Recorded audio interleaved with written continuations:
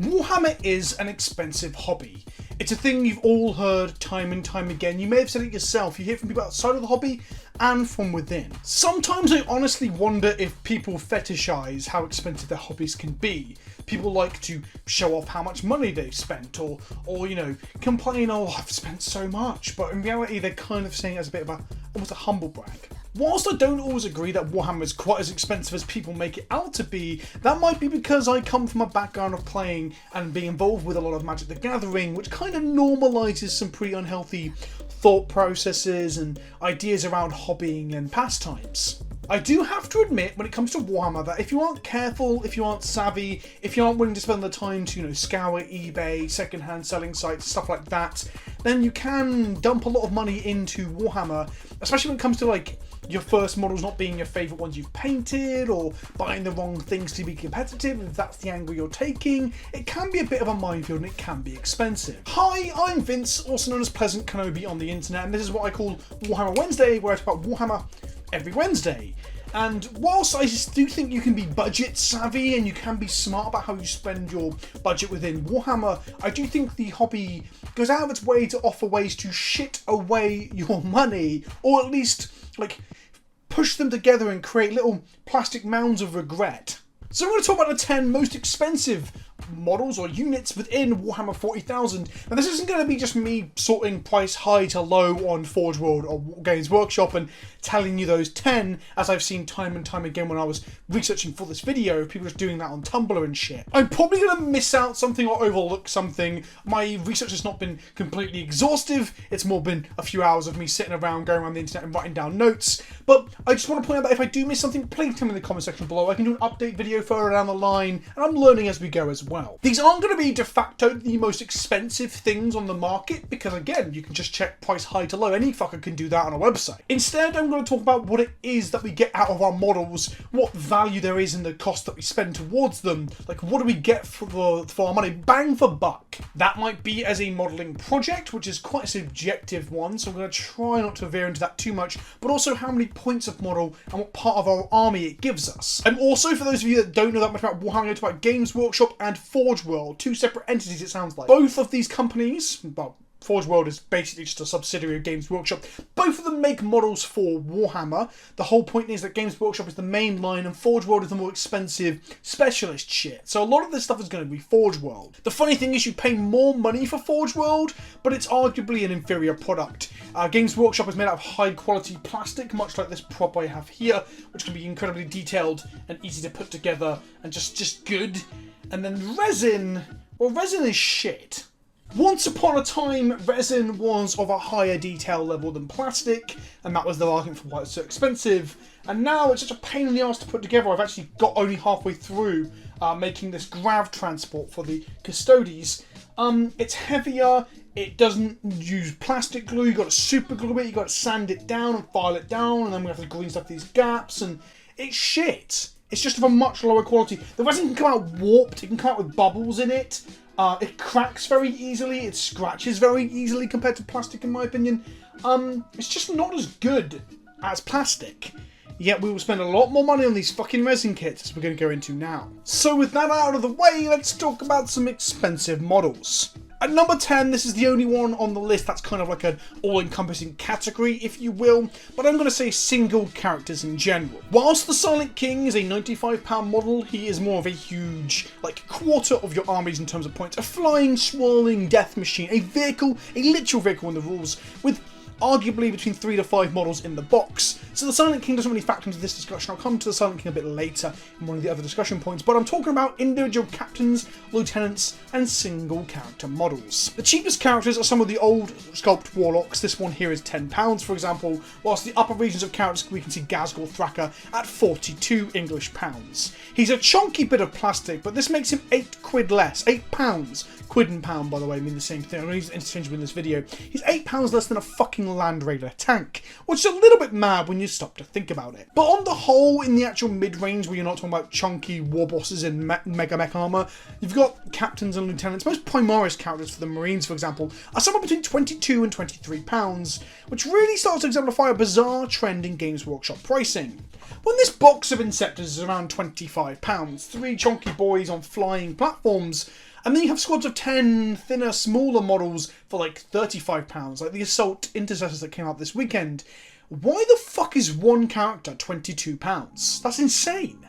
£36.50 for some Assault Intercessors, or £23 for a fucking Apothecary. The truth is, the reason they get away with it so easily is that characters are the backbone of every army, so they can kind of get away with it. Especially when the Apothecaries or the new chapter on a bike are pushed as shit. Either way, it's pretty wild when 3 HQ slots, which is like 3 models, will run you the price of 20 troops. It makes literally no sense. I need a haircut, and this is number 9 on the list. I've just picked up the Christmas box of the Tyranids because I want to build a horde army, more so than even Necrons. And I'm going to build Tyranids. I'm going to build them as a swarm that rolls over the hills, encompasses the enemy in like 100 plus Termagants or Hormagaunts, objective secures the objective, push up and like envelops tanks so they can't fire on my further afield, things like Exocrines and Hive Guard.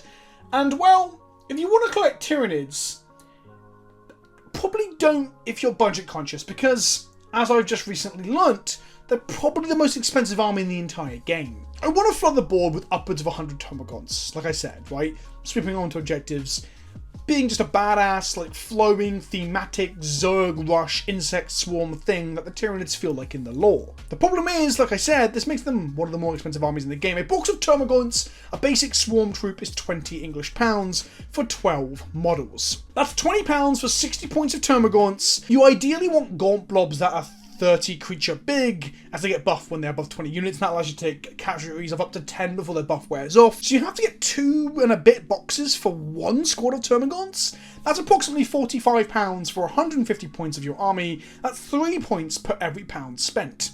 And I'm not just like picking at Termagants as an easy, obvious, like expensive model in this sense. They are a competitively viable thing. People are playing between 30 and 100 Termagants or Hormagaunts, the non-gun versions of them, to swarm boards and grab the objectives. And grabbing objectives is the name of the game in the current edition. So you can spread out models across multiple objectives, get buffs on them, and like I said, tag vehicles so vehicles can't fire into your other more fragile creatures. I say fragile, more valuable creatures.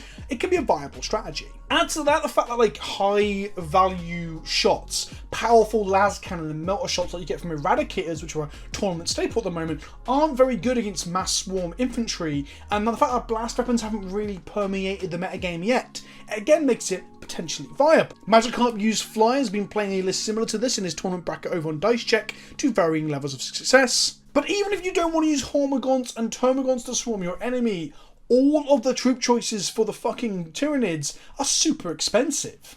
Ripper Swarms are small bases of actual swarms. So there's a unit type in the game called Swarms, which can't do things that infantry can do. It's just a mechanics. You've got Nurglings and Scarabs and Ripper Swarms. And they come in parts in other kits and sprues. There aren't actually boxes of Rippers to buy on the Games Workshop website or from stores. You get 1 per Gene Stealer sprue, for example. And you need the etiquette at the moment, or the tournament etiquette is 3 little Rippers to put on a base to make a Ripper Swarm. So you need 3 sprues or something else. And basically, you've got to buy other shit that you might not even want if you want Rippers. Or you've got to buy them second hand, of course. Or you can buy them from Forge World. This throwaway troop choice that you use to get like secondary objectives that aren't very good. You can buy them at like £24 a base, which makes them roughly 1.5 points per pound spent, which is kind of fucking stupid. Tyranid Warriors are the other troop choice that has been considered pretty bad in recent times, although it's showing up in competitive lists in tournament reports over on spikybits.com and Goonhammer and stuff.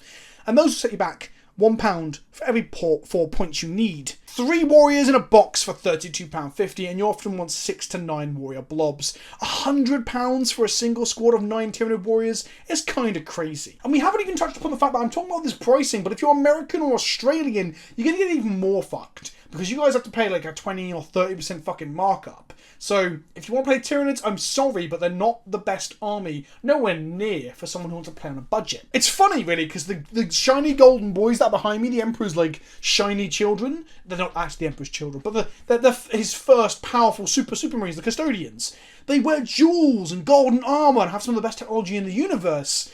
And they are one of the cheapest armies to field in 40k because their squads and general model size on the table is so low. That's something I'll talk about more in another video if that's something that interests people, budget starter armies. But Custodes are probably one of your best ones. At number 8, I have put the Monolith. Now, we can jump up another measure to a different definition of the word expensive here. Forge World models are expensive, and we'll get into that in a moment, but they can be hundreds and even thousands of dollars.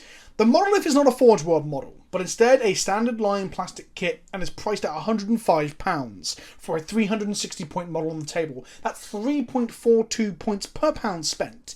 Now, that makes them a little bit more cost effective than the Ripper Swarms from Forge World or the troop choices in general from the Tyranids, but keep in mind that this is the most expensive non-Forge World kit that they do. It is the most expensive plastic kit in the 40k range, bar none. There is no other more expensive plastic kit. Add to that fact that the addition of the Silent King recently at £95, and then the Age of Sigmar Giant Mega Gargant kit to over £100, Games Workshop has released 3 of its most expensive plastic kits to date in the last quarter of this year, in a month window, in the same 30-day period, prior to Christmas. Look, these kits are fucking awesome, and I love the finely detailed and great modelling experience they bring. Something else we can discuss besides the ability to utilise it on the tabletop is that huge centrepiece models like the Monolith or the Silent King are sweet modelling and painting projects. My Silent King was worth every penny I spent on it because I got a lot of hours of enjoyment out of it as a hobby project. Building it was a pain in the arse, but painting it was awesome. And it's also a great game piece as well. But all I'm saying is that I hope this is not a trend that we see continue. I don't want to see 2 to 4 expensive kits that creep ever upwards to the £150 price point every year in the final quarter. Because that would it'd be shit, right? This is already a prohibitively and costly expensive hobby. To see that happen over and over again would fucking suck. In at number 7, we have the one that most people would probably assume was going to be number 1. I'm going to explain why I haven't put it at number 1, because I'm talking about expensive in not just like physical raw dog price tag terms, but like what you get out of it as well. And I'm going to emphasise that. Like, a car is expensive, right? Like, even £1,000 for a car is more expensive than a £10 skateboard. A skateboard's £10? I don't fucking know. £1,000 for a car will also get you a relatively cheap car. But my point being is that that car is more expensive than the skateboard option, but it does things very differently to what the skateboard option is in terms of transport, right? So the cost of something isn't just inherently flat expensive or not expensive. It depends upon what you can do with it. This is a Warlord Titan. It is the biggest hunk of chunky resin available on the tabletop or from Forge World, coming in at £1,345 English pounds, and it could be more expensive if we took 2 claws with it, and 5,500 points on the tabletop in terms of putting into an army. It's just over 4 points for every pound you spend. In some ways, this is the Black Lotus of the 40k world, the most expensive model in terms of raw cost that gets brought up whenever a new player asks, well, what's the most expensive model then? But it isn't rare or sought after in the same way as a Black Lotus, and it's arguably not as powerful. This model is about 2 foot tall.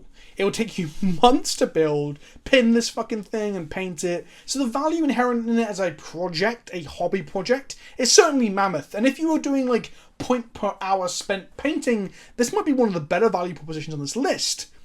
Its points per pound value is a little deceptive though. Whilst it offers a similar value proposition to the Tyranid Warriors at around 4 points per pound spent, finding a place to be able to play this fucking thing will be a challenge. Firstly, you gotta find a venue that can take this 2 foot tall behemoth on a table without breaking said table. Next up, it is 5,500 points. Now, the average game of Warhammer 40k is between 2 sides, evenly matched at 2,000 points. It's the way that you balance out power level in Warhammer. So this thing is worth more than the average complete game of competitive 40k in itself. In theory, it should be able to go toe to toe with just 2 armies, well, 2 and a bit armies at 5,500 points. Actually, that's 2 3/4 of an army. 2.75 maths. There is a game mode or a format in Warhammer called Armageddon where you play massive battles of 8, 10, 12,000 against each other. So you could play that, but they're not as common. Getting those games in might be more difficult, so it might be as a game piece. This is actually very fucking hard to play with. But like I said, there is more to it than that, the hobby aspect. The fact that you can hollow this out and have a toddler wear it as a suit of armour or a Halloween costume, that is some added value there as well. In at number 6 is the Thunderhawk Gunship. Okay, here we have the most expensive non-Titan, actually playable Imperial unit from Forge World.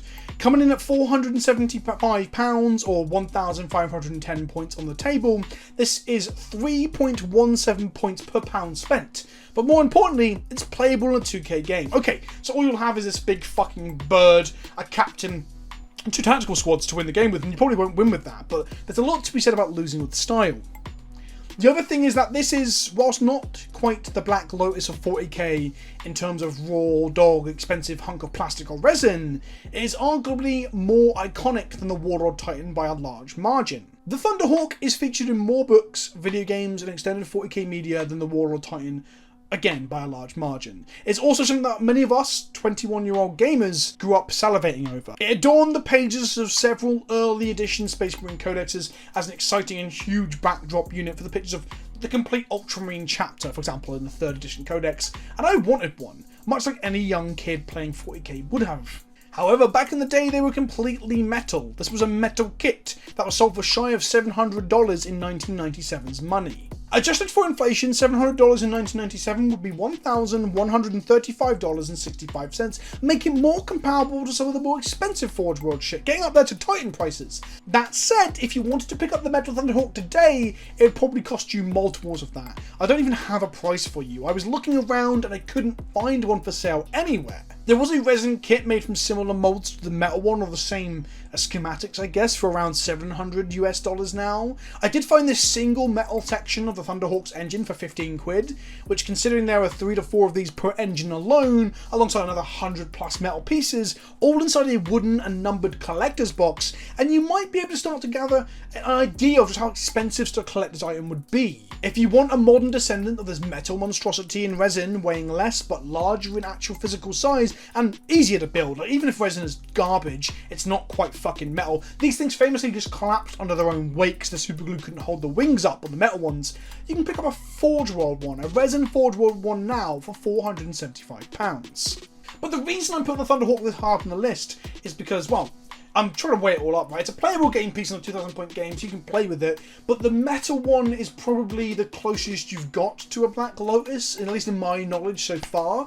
There are probably rarer 40k models, but this is one that is actually playable as a game piece still, similar to how Black Lotus is in Vintage and Canadian Highlander and Magic and stuff. If you know how much these metal ones go for, if you know anyone trying to sell one, I would be interested to find out how much they are these days, so please let me know in the comment section below, but I couldn't find one in the few hours that I did some research for this video. In at number 5, I've put the Orc Gargantuan Squiggoth. It's £304 with the big cannon that's sold separately for a 550 point model on the table. It costs in real world money 3 times the price of a Silent King, it costs 100 points more than the Silent King on the board, and it is dog shit by comparison. I've yet to play with or against one of these Orc elephants, but I have heard that it is flavourful and fun, but not particularly good. Expect to have one of the most expensive models in the room get shot off the board if you're going to play it, and make you feel very bad for spending the money on it if you want it as a game piece. Again, there's an argument that it's a good modelling project, etc, etc, but I'm thinking about this as an expensive game piece right now. Tabletop Titans, one of my favourite channels for fun, knowledgeable, competitive 40k content, did play a Gargantuan Squiggoth in a recent game up against the Necrons back in September. It was fun, but it didn't exactly perform for its point cost and got annihilated with an Annihilation Barge. In at number 4, I've put the Tau Manta. It's not as expensive as a Warlord Titan, but considering how just terrible Tau are right now in 40k, arguably it's more cost for less bang. Although it does a lot of banging in terms of guns. It is one of the most impressive looking and majestic of the models on Forge World. It's fucking huge. It's a Tau aircraft carrier that can transport a huge army. It has 36 guns on it. It can carry 200 infantry, 4 tanks, and 8 battlesuits inside its hull, which you can open the top of to look at if you don't fix it down with glue. Like, this comes apart to have a look inside it at, like, the mess hall and the hangar and stuff. It's wicked. There's some footage here from blue table painting to show the feeling of scale against another, like the rest of the army. It's fucking insane, honestly, and I kind of love it. I say it must feel bad right now, though, to have a Tau Manta with the accompanying army, and have the codex just be so bad in 9th edition that you don't really feel like playing with it. A Manta is 1,100 English pounds for a 2,000 point model. This makes it 1.81 points per pound spent, so it's got a worse value proposition than the Warlord Titan. But in addition to that, This thing is an aircraft carrier. It needs an army alongside it to be carried in with it. A Warlord Titan can probably be fielded on its own and shoot down a good chunk of the enemy army, where this, it does a lot of shooting, but it's a support vehicle as well. It suffers some of the same problems as the Warlord Titan and needing to be in an apocalypse game, really, but it's not as strong on its own, so I've marked it higher on the list in terms of cost. The coolest thing about the Manta, before I move on, is that you can probably play a 500-point combat patrol on top of it, as if it was like landed in like it just landed in a what? In a field? I don't fucking know. But you can play a combat patrol on top or a kill team game on top, and it'd be quite a cool backdrop for a game of 40k. And then number 3, I wrote down Rippers and then didn't move it from the bottom of this page on my script. 1.81 points per pound spent. Already talked about them. Fuck, this is basically a top 9 list, but I'm a professional content creator. In at number 2, the Orc Mech Gun. Orc Mech Guns, much like the Tyranid troop choices I mentioned earlier, aren't just a random expensive Forge World nonsensical unit that no one actually fields, like the Warlord Titans and the Mantas. These things see competitive play in 40k games, with lists on Goonhammer showing 9th Ed tournament placing Orc lists playing anywhere between 3 and 15 of these things. They are small, 40-point artillery units with the Smasher gun profile, which is the most popular and most commonly used. The problem is that one mech gun costs you £30 for the kit as boxed, so this makes them woefully disappointing at 1.3333 recurring, of course, points per pound spent, making them one of the most expensive models in the game to field in large numbers. 15 of these things, shot bought from GW, will cost you £450. That's like 1/6 of a Warlord Titan right there in fucking shitty Orc artillery. On the upside, Orcs are so kit bash and customization friendly that I believe most people custom build these out of scrap and their bits boxes, making them roughly the same diameters but bespoke and unique to their army to save themselves hundreds of pounds in cost. And this can be said for like a few things on this list. I mean, you can kit bash a Manta if you're insane, but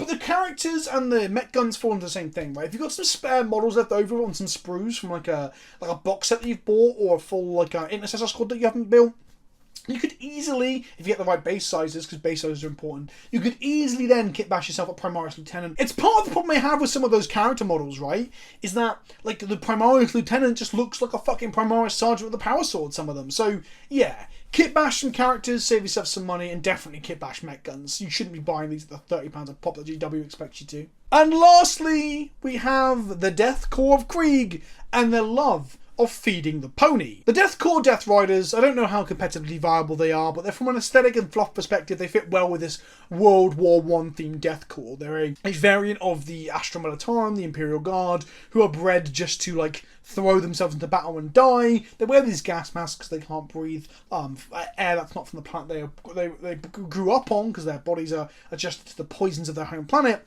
But they also end up being the worst value unit I could find in all of 40k. A pack of 5 horsey men from Forge World will cost you £75, and a squad of 5 is 75 points. This makes them £1 per point in game, making it literally the most expensive thing I could find. It's fucking wild. If you like horses, you like World War I, or you like the Death Creed, then you'll be into it. But I'll just stick to my Mario Kart looking motherfuckers. At least I can resurrect these with an apothecary until they FAQ it, right?